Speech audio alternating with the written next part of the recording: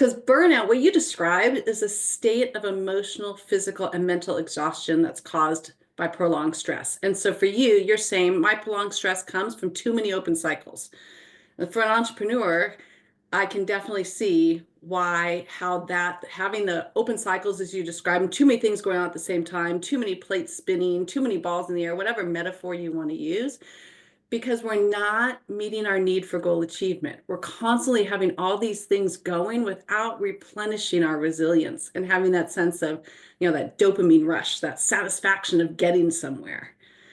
And so it can manifest, as you described, of overwhelm or detachment or decreased resilience or a diminished sense of accomplishment.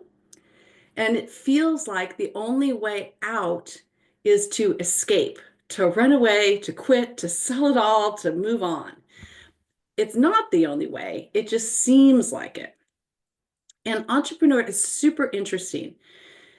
So what you see on the slide is a graphic representation of US Census data. This data is from 2017, but you can go back to 2012. It happens every 5 years, and you see the same general pattern, despite the fact that the number of businesses in the US continues to increase.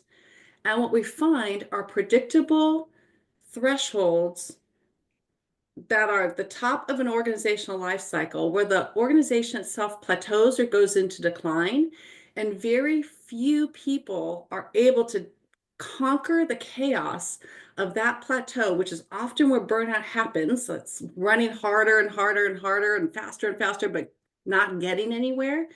That prevents us from scaling to that next growth curve. So you can see that only 4% of any businesses, all businesses, get over $1 million in annual revenue. And this data excludes farm businesses. Only 0.4 get over 10 million in annual revenue. So if you've made those leaps or you're somewhere over a million, you are far more successful than 96% of the people who try this crazy game we call entrepreneurship, right? And then if you go all the way through the growth curves and you end up over 100 million in annual revenue, 0.4058%, the numbers get infinitesimally small. That has a lot to do with our ability to overcome burnout, or another way to say it, our ability to have resilience that persists and to leverage our psychology as a strength and not let it become our biggest obstacle. I think this is a really, really good chart. I didn't understand it when I first looked at it, but now that you've explained it, it makes sense to me.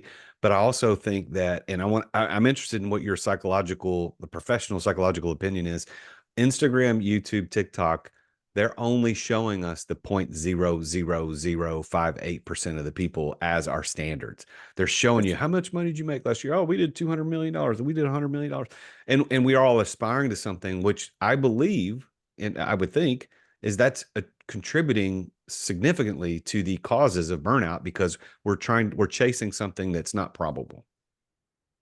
We're chasing something that's not probable. It's possible, it's not probable, and it's not the norm.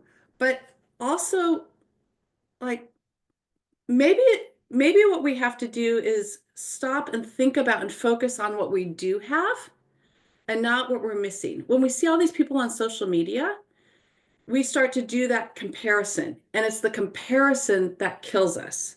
Yeah. Instead of comparing ourselves to somebody else, we get satisfaction when we compare ourselves to our past performance.